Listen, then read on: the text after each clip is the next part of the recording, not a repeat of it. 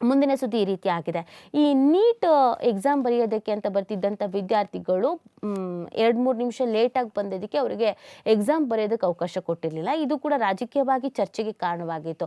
ಇವರು ಕೆಪಿಸಿಸಿ ಅಧ್ಯಕ್ಷರ ಪದಗ್ರಹಣವನ್ನು ಇಷ್ಟು ಗ್ರ್ಯಾಂಡಾಗಿ ಮಾಡಬೇಕಾಗಿತ್ತಾ? ನೀಟ್ ಎಕ್ಸಾಮ್ ಇದ್ದಾಗಲೇ ಮಾಡಬೇಕಾಗಿತ್ತಾ? ಎಂಥ ಅನ್ಯಾಯ ಆಗೋಯ್ತು ಹಾಗೆ ಹೀಗೆ ಅಂತ ಬಿಜೆಪಿಗರು ಇದನ್ನು ವಿರೋಧ ವ್ಯಕ್ತಪಡಿಸ್ತಾ ಇದ್ರು. ಅದಕ್ಕೆ ಈಗ ಕಾಂಗ್ರೆಸ್ನವರು ಒಂದು ಕ್ಲಾರಿಟಿ ಕೊಡೋ ಕೆಲಸ ಮಾಡಿದ್ದಾರೆ. ಕಾಂಗ್ರೆಸ್ ಸಂಕಲ್ಪ ಸಮಾವೇಶದ ಕಾರಣಕ್ಕೆ 2-3 ವಿದ್ಯಾರ್ಥಿಗಳು ನೀಟ್ಗೆ ಹಾಜರಾಗದೆ ಉಳಿದಿದ್ರೆ ವಿಷಾದ ವ್ಯಕ್ತಪಡಿಸ್ತೇವೆ.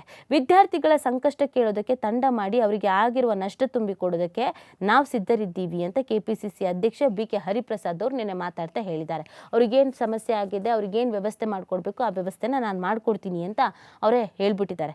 ಬಿ.ಕೆ. ಹರಿಪ್ರಸಾದ್ ಅವರು ಕೆಪಿಸಿಸಿ ಕಚೇರಿಯಲ್ಲಿ ಸುದ್ದಿಗೋಷ್ಠಿಯಲ್ಲಿ ಮಾತನಾಡಿದ ಅವರು, ನರೇಂದ್ರ ಮೋದಿ ಸರ್ಕಾರದ ನೀಟ್ ಅಕ್ರಮಗಳಿಂದ 12 ವಿದ್ಯಾರ್ಥಿಗಳು ಆತ್ಮಹತ್ಯೆ ಮಾಡಿಕೊಂಡಿದ್ದಾರೆ. ಮೋದಿ ಅವರಾಗಲಿ, ಶಿಕ್ಷಣ ಸಚಿವ ಧರ್ಮೇಂದ್ರ ಪ್ರಧಾನ್ ಅವರಾಗಲಿ ವಿಷಾದ ವ್ಯಕ್ತಪಡಿಸೇ ಇಲ್ಲ. ಈಗ ಇವರು ಕಾಂಗ್ರೆಸ್ ಮೇಲೆ ಗೂಬೆ ಕೂರಿಸೋ ಕೆಲಸ ಮಾಡ್ತಾ ಇದ್ದಾರೆ. ಹಂಗೂ ವಿದ್ಯಾರ್ಥಿಗಳಿಗೆ ಸಮಸ್ಯೆ ಆಗಿದೆ, ಅದನ್ನು ಬಗೆಹರಿಸುವಂತ ನಿಟ್ಟಿನಲ್ಲಿ ನಾವು ಪ್ರಯತ್ನ ಪಡ್ತೀವಿ ಅಂತ ಭರವಸೆ, ಆಶ್ವಾಸನೆಯನ್ನು ಕೊಟ್ಟಿದ್ದಾರೆ. ಇದು ಕೂಡ ವ್ಯಾಪಕ ಚರ್ಚೆಗೆ ಕಾರಣವಾಗ್ತಾ ಇದೆ.